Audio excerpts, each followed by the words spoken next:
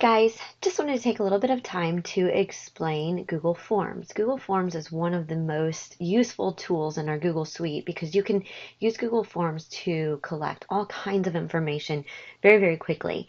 And Google Forms, when you choose Google Forms from your nine square up here and click Forms, you can access all of these templates that they already have. In fact, they already have basic things like an assessment already created for you where you would just go in and modify, or an exit ticket. I'm going to go ahead and create a blank form and just kind of show you around a little bit. I would definitely suggest, because Google Forms doesn't have the ribbon up at the top with all of the menu items like what we're used to with Google Slides and Google Docs, I would definitely suggest that you take a look at and just kind of click on all these different icons to see what is available to you. If you're a very new Google Forms user and you've never added any add-ons or to Google Forms, you won't have this little puzzle piece like I have here. That only appears once you have gone over here to the three little dots, clicked on add-ons, and selected some add-ons to use for Google Forms. And these add-ons are just things that you can use to make Google Forms work better for you. For example, some of the add-ons that I use are choice eliminator, which means that when somebody chooses something from multiple choice questions, it will no longer appear for other people taking the form. I also use email notifications for forms, which means I can set it to where people who take my form can get an email response back to me immediately after they click submit. So I would also suggest you take some time to look through the add-ons and see if any of these might appeal to you and something that you might use if you're going to use forms with students. A couple of other things. This little button right here allows you to change the color format of your form, and when you click on the image icon, it allows you to select a different theme or even upload your own photo that you might have on your computer, so that you don't have to go with the default purple that it automatically defaults to. This is your preview button. So once you've created your form, you can see what someone who takes your form is going to see. And then the settings button is actually very important because this has several different things for you to look at in order to customize your form to work best for you. So just your general settings are you going to collect email addresses from those who respond? Are you going to restrict it to those people who are in our domain? So this might be good to use for maybe some of our students, but not parents, if you're going to collect information for people outside of Francis Howell. Do you want to limit it to where those people can only respond once? And if you do that, they have to have a Google account in order to do that. You can also allow them to edit their responses after they submit. And this I love, if you're going to be sharing information that you collect, they can see a summary of charts and text responses. So these are things that you can click in order to allow your respondents to have some information. Presentation means that at the bottom, they're going to see this, you're on question 1 of 5 or something like that. This would allow you to shuffle your question order. And that automatically defaults would allow them to submit another response. So once they click submit, it will ask them if they want to submit another response. And then the confirmation message I love as well, because you can customize the message that the respondent sees once they click submit. So you can customize that to say something like, thank you for your response.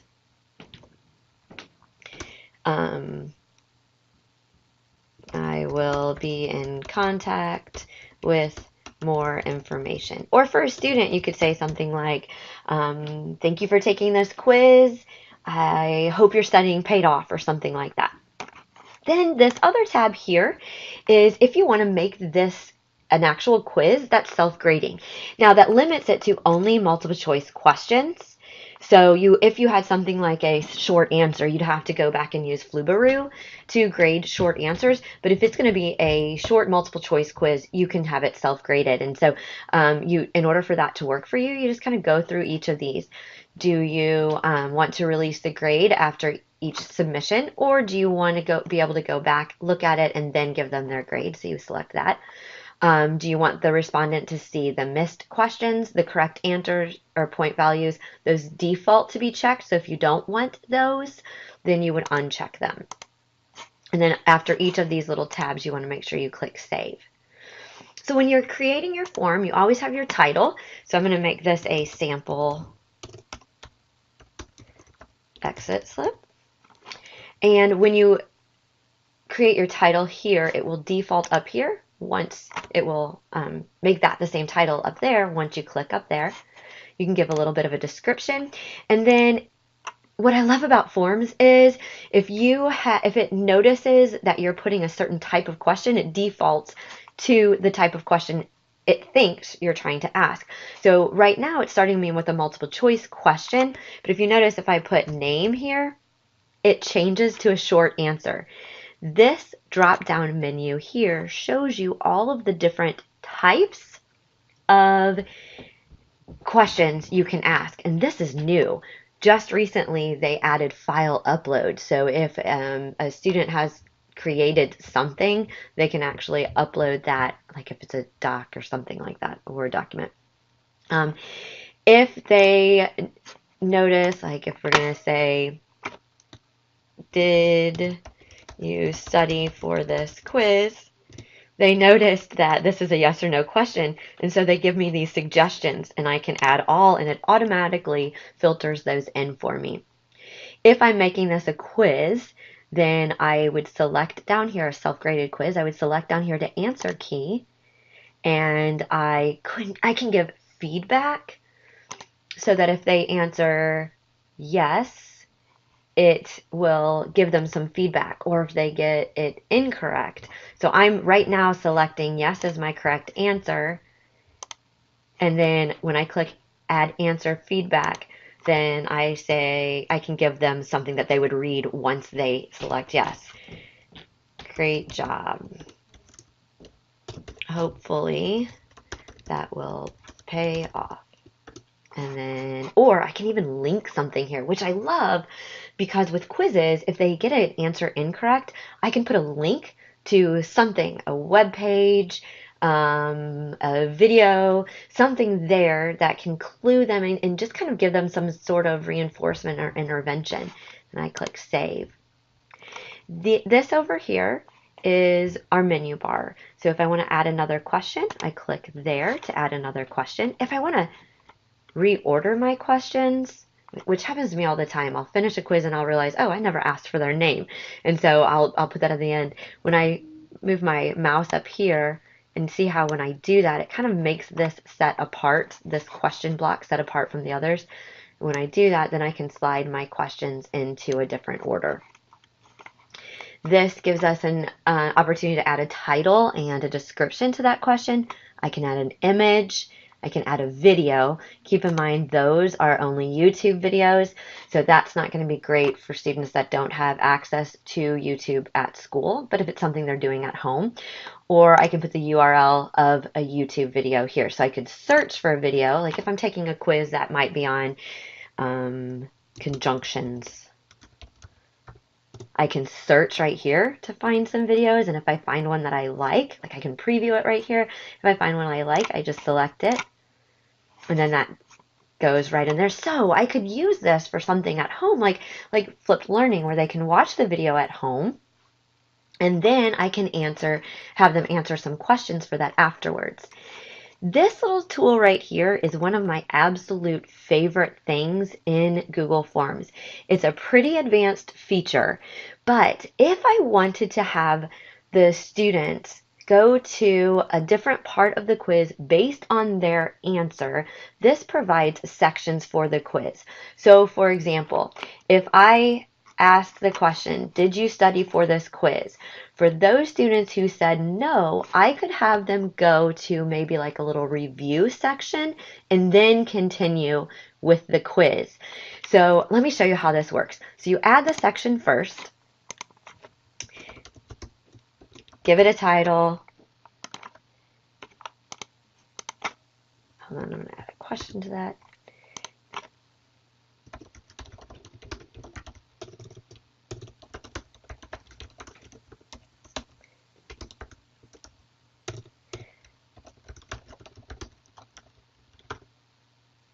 And then within this, I can add a question to this. I'm going to move this question up here under name.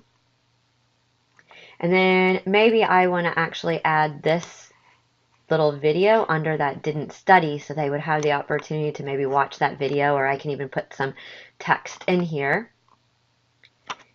But here's a review. And then I can go in and add another question. So, but I don't want this to be part of that section. So I'm actually going to delete this and add that question later. So look how this works. So when I have a section, I am going to, this is the question that's going to take them to one section or another. So down here where I have these little 3 dots, I'm going to go to section based on answer. Then if they select yes, it's just going to continue them to the next section. This section here, section 2 of 2, is my next section. But I'm going to add another section, which is just going to be the, oops, scooped that up a little bit. Move this up here. There we go. Here's my section 3. Continue with the quiz. Add a question. Give an example of a conjunction. And then I'm going to make that short answer. Okay, so up here, they're going to go to yes, they're going to go to, if they answer yes, continue with the quiz, which is going to take them just on through those questions. If they answer no, I'm going to take them to the didn't study section. And then after they go to the didn't study section, they're going to continue to the continue with the quiz section. So after each of these little sections, it gives me the option of where they go. This is great for, like, they could even do choose your own adventure stories with this. It really makes it very interactive for quizzes. There's so many possibilities. But lastly, and I'm trying to make this video so it's not too incredibly long, lastly, it's how to share those quizzes. So once you created your forms, your next step is to make sure that whoever you want to respond to the form gets that form. So we'll go over here to send. In all of our other Google Suite tools, it's share, but in Google Forms, it's send. And when you click on send, you can get that link right here in order to share that out. So if you're going to put it on Google Classroom or something like that, you can get that link or put it in an email. Or they give the option to shorten that URL. I think that's still too long of a URL, so sometimes I'll even take their unshortened URL and put it in my own Google URL shortener, or the bit.do that I've shared before. Or you can even embed it, like if you're using Schoology or you have a website or something like that. So going to send is how, or you can even email it. If you have a Google group that you're using, you can email it to the Google group. So, but that send button is how you get that Google form out there. So I realized this was a really quick tutorial on how to use Google Forms, but maybe it'll help just to give you a visual and an idea of what Google Forms can do for you.